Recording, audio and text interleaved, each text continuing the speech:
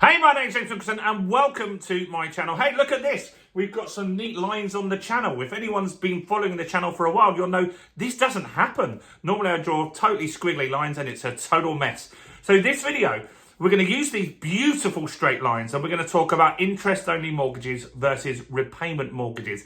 Now, this is a highly searched term on the Googles and the YouTubes at the moment because a lot of you have repayment mortgages for your home, your residential property that you live in, but you've got the option to switch to interest only, or you're just considering what options you've got to yourself. Maybe also you're interested in getting into buy-to-let investing and you want to know, how does it work? Why do you have an interest-only mortgage on a buy-to-let property?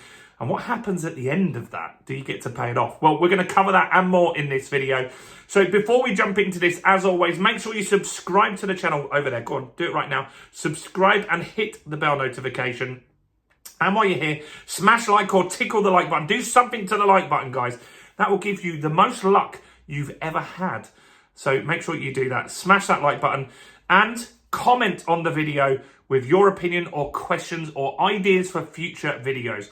I personally reply to all of those comments.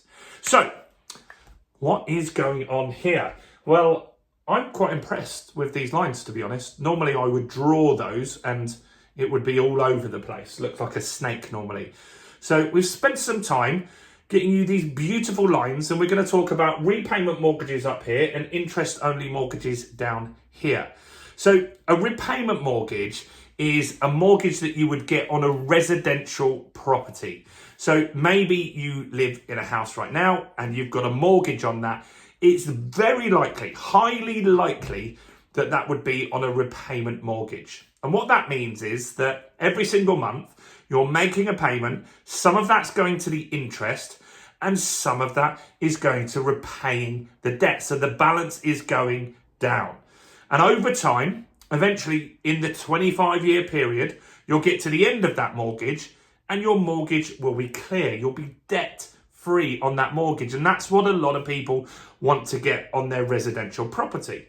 But on a buy-to-let property, we use something called interest-only mortgages. And that means we just pay the interest. Now, what's interesting is at the moment, there's a mortgage scheme with the government where your residential property, you can switch that to interest only at the moment. And you can do that for a 6-month period. Now, the government have done that due to inflation and they've done it due to the high mortgage rates that people have got at the moment. Now, I know a lot of people that have done that, friends and family that have moved on to the interest only on their residential property and they're just saving that money in a pot for a rainy day. And at the end of the 6 months, they can decide, right, we didn't need that money, so we'll pay that off. Or they've got more of an emergency fund that they can use if they need to. So let's look at repayment mortgage first, which is your residential one. And both of these examples, we're going to borrow £100,000 because it's easy to understand. This is 25 years, so this is when you start. This is the 25 years at the end. And what will happen is over time, your debt will go down to zero by the end of that 25-year period. And it gets easier and easier and easier. So I had a residential mortgage that I have on one of my properties. And when the interest rates started going up, because I was at roughly here at this point, I was paying £500 a month. And at this stage, what happens when you start up here, you pay 500 quid a month, for example, and most of that payment, maybe you pay 500 quid and 450 is interest at the beginning, right? Something like that. Then at the end, you might pay 500 quid and only 50 quid is the interest. So when the interest rates went up, I was getting these letters and they were saying, your payment's going up by 50 pence or £1.50 or something like that. So it just wasn't an urgency for me to do that. But if I'd been at this stage, at the early point, and I was on a variable rate, just to make that clear, if I was at this stage, it would have been a huge difference to my monthly payment. Maybe I would have gone from 450 to 600 quid. So I'd have been motivated to change that. So as you go through your residential lifestyle and you get older and you get closer to retirement and then you're going to stop earning so much, it makes sense that you pay the debt down. Now, the lender will want you on a repayment mortgage to make sure that that's paid off in your working life, right? That's what they're going to ask you. When do you plan to retire? So as you get older, if you're in your 50s and 60s, you can't get 25 years necessarily. And so there are lenders that will do that, but not so many, right? And so it's less likely that you do that, right? And that's how the repayment mortgage works. So over time, the debt gets less and eventually you own nothing and you have a mortgage-free house. Now, very different on interest only. So we borrow 100 grand and in 25 years, we still owe £100,000. That worries a lot of people because they feel that they own an asset, a buy-to-let property or investment. They owe someone £100,000. Here's the thing. Inflation is your friend. Massively helps you here. So when I started working, and this will be an interesting question, how much did you earn in your first job? So I worked in Burger King. I had a paper round, so I'll exclude the paper round because it didn't have an hourly rate. It was 10 quid a week. But in my Burger King job, I was on £3 an hour. And then I think the first minimum wage was £3.60. Now, you wouldn't get anyone for less than £10 in Dorking at least.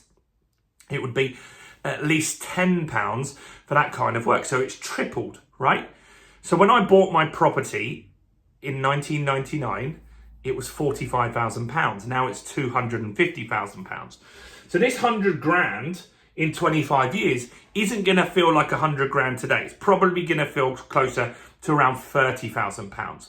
So what you can do at the end of this 25-year period is you could flip this, if you wanted, onto a repayment mortgage.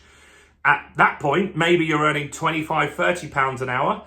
And so you could reduce that period of time to 5 or 10 years and pay that debt off.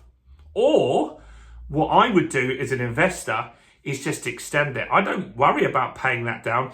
I would just get a new buy-to-let mortgage. The lender doesn't necessarily care. They just care that you've got some equity in the property in case they need to repossess it.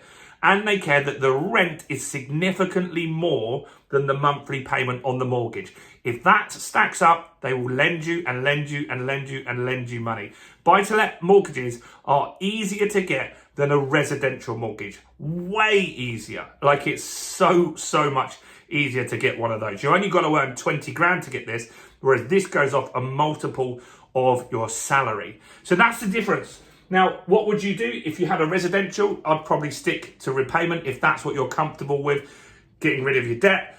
If you're a buy-to-let investor like me, you probably can't do it on repayment. It needs to go interest only because that reduces your payments down significantly. So on here, you might pay 500 quid a month. On here, you might pay 300. So then the rent, let's just say, was 700 and you're making 400 profit. That's what they want to see. So out that 400 quid, you've got to pay for boilers and maintenance, keep some for yourself as well. And that's very, very important. So that's the difference between interest only and repayment mortgages. I hope that makes sense. We actually cover this in way more detail in the fundamentals of property investing. I want to put a link to that. We've got it for less than 50 quid at the moment. So do click on the link below. Grab a copy of the fundamentals of property investing. It's a real game changer. And that will teach you more of this property investing stuff. Do subscribe if you didn't earlier. Smash the like button. Any questions or comments. And let me know, how much did you earn in your first job below? And do check out all the other content on the channel, including this video right here.